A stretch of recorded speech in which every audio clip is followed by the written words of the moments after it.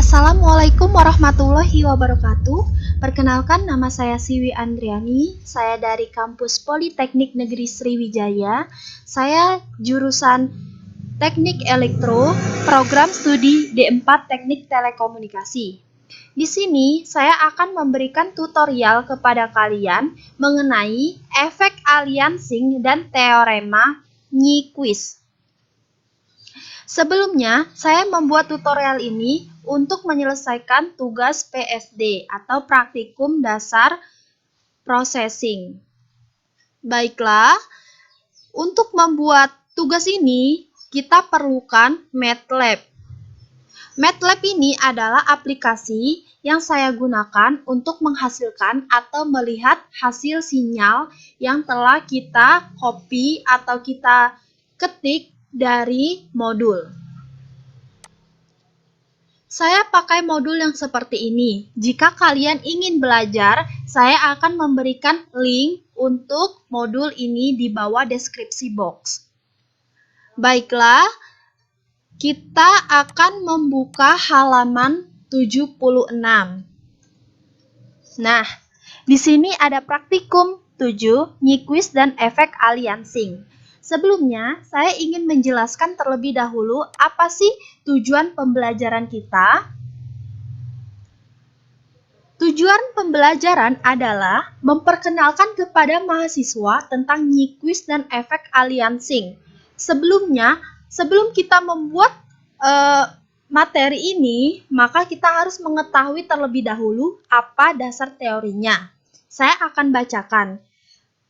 Pada awalnya, kita hanya mengenal sinyal atau isyarat analog dan kontinu, terus-menerus tanpa ada jeda sedikit pun. Misalnya, antara data untuk T sama dengan 0 detik hingga T sama dengan 1 detik. Kita memiliki semua data secara lengkap, tidak hanya pada T sama dengan 0 detik dan T sama dengan 1 detik saja. Dengan adanya teknologi komputer, pemrosesan sinyal mengalami kemajuan karena data-data sinyal tersebut dapat tersimpan dan diproses menggunakan komputer. Jadi begitu penjelasannya teman-teman. Selanjutnya, kita akan mencoba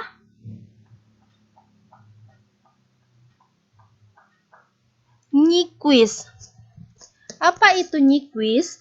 Dalam dunia pemrosesan sinyal digital ada suatu proses untuk mendapatkan data digital melalui proses pencuplikan. Artinya, sinyal analog dicuplik atau diambil secara diskrit dengan periode TS atau frekuensi cuplik Fs, agar tidak terjadi kesalahan yang kemudian diberi nama aliasing. Artinya, aliasing ini sengaja dibuat untuk meminimalisir kesalahan yang ada. Baiklah, setelah mengetahui arti dari Nyquist, selanjutnya kita akan mencoba programnya dan akan melihat hasil sinyal yang telah diperoleh. Untuk yang pertama, kita harus mengcopy atau menulis kembali kedua program ini ke dalam MATLAB.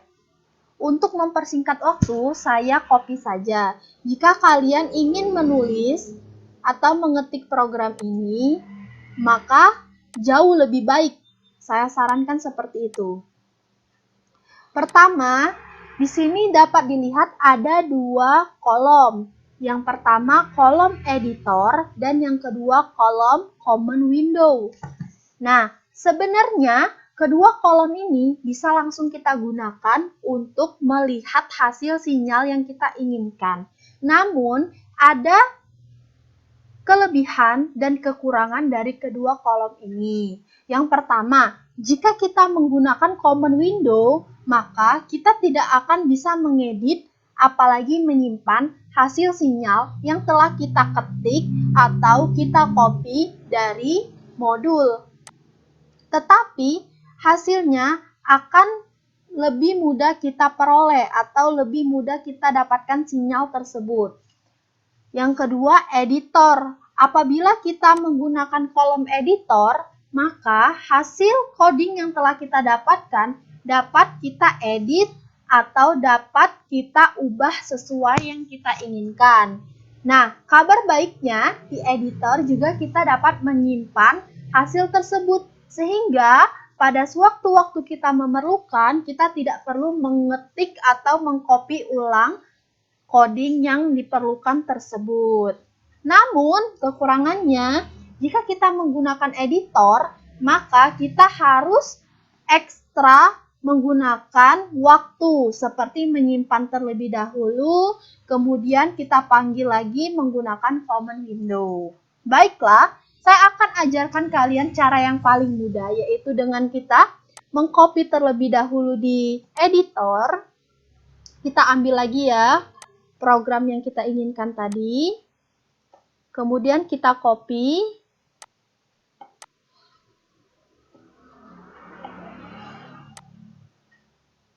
Lalu kita masukkan ke editor. Nah, ini hasil program yang kita ambil dari modul tadi. Kekurangan dari kita mengcopy atau langsung memindahkan kode ke dalam editor adalah angka-angka yang didapatkan sering tidak sesuai. Seperti tanda ini kita hapus.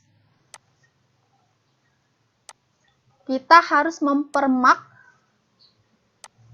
codingnya sesuai dengan modul tersebut ya. Setelah seperti ini, teman-teman dapat melihat ada tanda merah-merah. Ini harus kita ubah dengan tanda petik.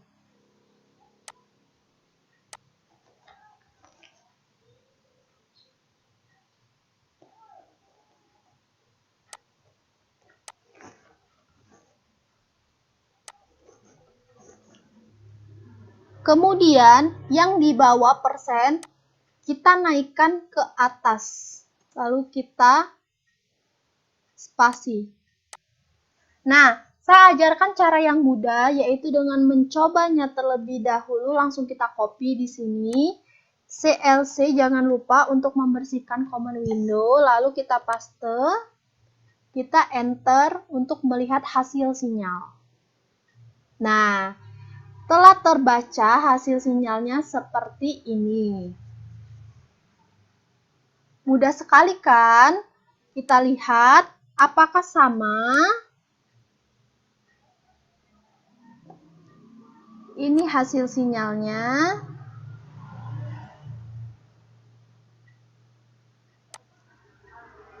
Nah, kalian bisa melihat sendiri hasil yang didapatkan adalah sama. Kemudian kita mencoba untuk melakukan percobaan yang kedua.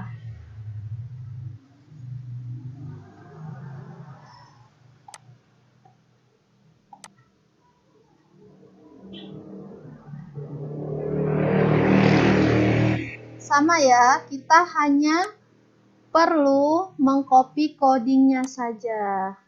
Seperti ini. Kita copy codingnya. Kita masukkan kembali ke MATLAB. Di editor ya. Nanti coding ini bisa kita save karena kita simpannya di editor. Nah, sama seperti percobaan yang pertama tadi, tanda ini kita hapus atau kita hilangkan.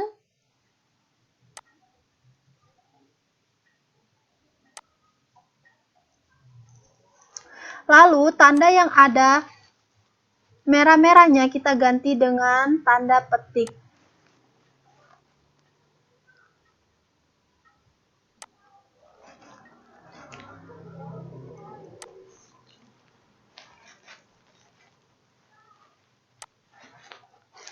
Nah, di sini terlihat coding yang dihasilkan tampak benar, namun kalian harus membaca kembali modul tersebut. Di sini terdapat kesalahan pada T2. Kita ganti T1. Kita blok, kita copy, lalu yang paling penting jangan lupakan untuk selalu CLC atau membersihkan command window kalian agar lebih mudah dalam mengakses hasil. kita paste, dan kita enter. Nah, ini hasil dari percobaan yang kedua.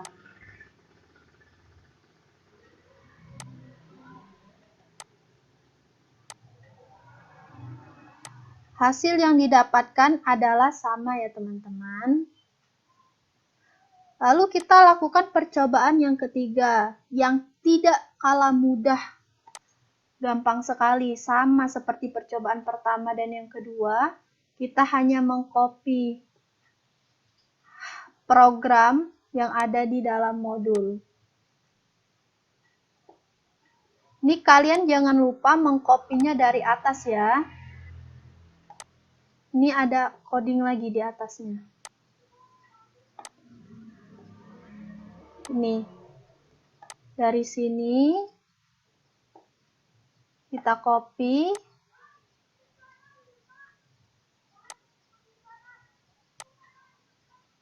Masukkan ke editor yang baru agar bisa kita simpan dan kita gunakan di kemudian hari.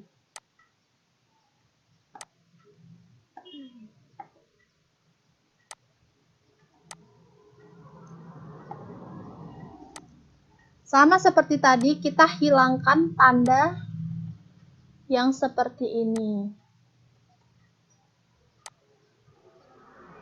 Tanda apa sih ini? Kalau kalian tahu, boleh komen di bawah ya.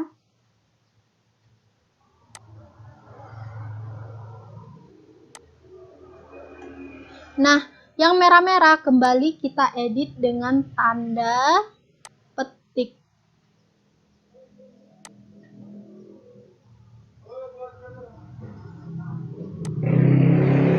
Sudah selesai seperti ini, kita blok, kita copy, jangan lupa membersihkan command window dengan CLC, paste hasil, dan enter. Ini hasil yang kita dapatkan.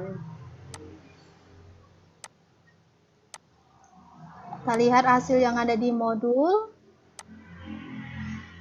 Sama seperti hasil yang kita dapatkan tadi.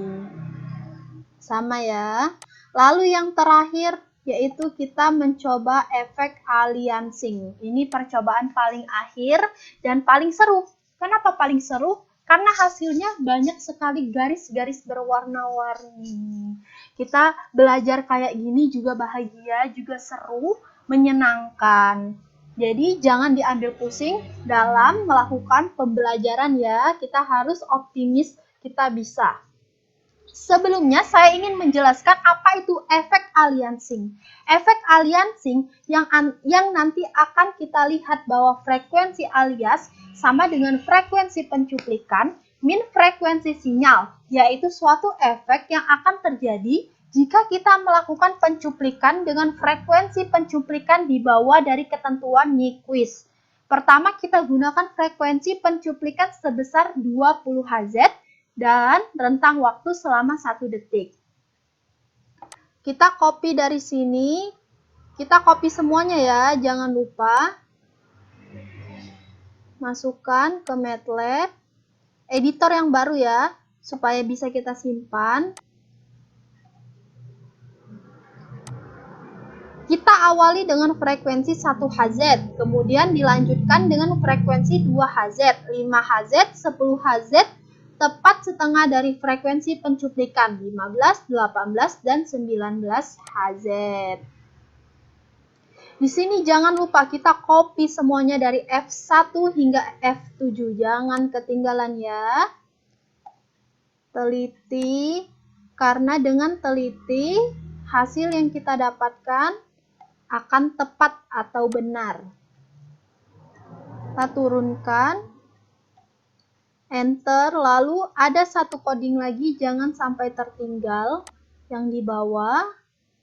Ini penjelasannya. Kemudian kita gambarkan semua hasil dalam satu plot agar kita bisa membandingkan 7 frekuensi tersebut. Jadi di sini ada semua plot untuk kita gambarkan. Kita hasilkan melalui sinyal.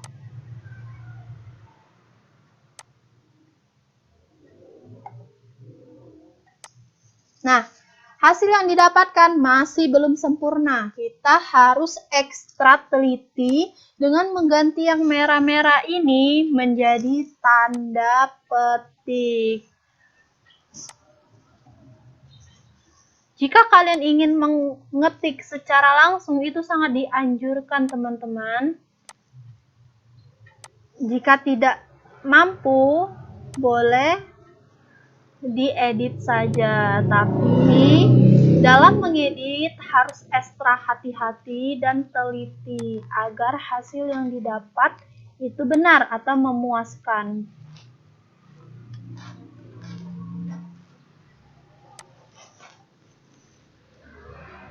Kembali kita naikkan ke atas ya.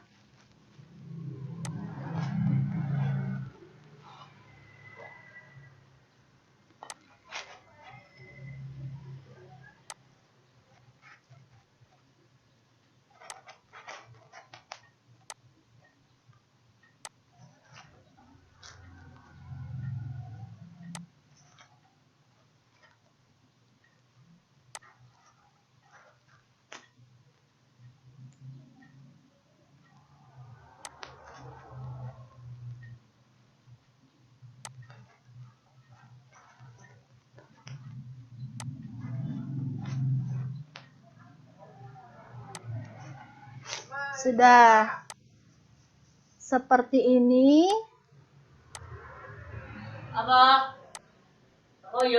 Kita Ctrl A lalu Ctrl C. CLC. Lalu kita paste. Dan hasilnya seperti ini. Sangat unik ya, banyak sekali warna-warna yang dihasilkan. Dari sini keterangan angka yang bisa kita dapatkan.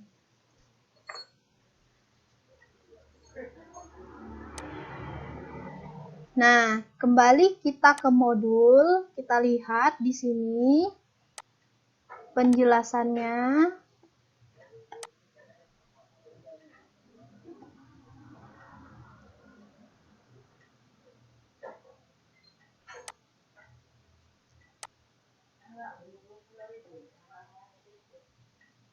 Penjelasannya seperti ini ya. Dan hasil akhirnya seperti ini. Boleh dibaca.